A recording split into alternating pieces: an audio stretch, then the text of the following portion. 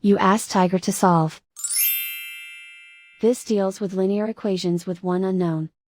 The final result is x equals 8. Let's solve it step by step.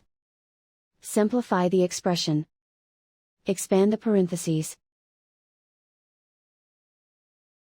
Simplify the arithmetic. Group all constants on the right side of the equation. Add 63 to both sides. Simplify the arithmetic.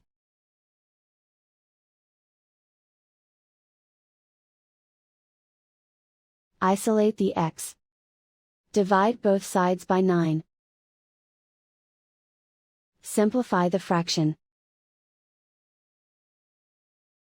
Find the greatest common factor of the numerator and denominator. Factor out and cancel the greatest common factor. And so the final result is x equals 8.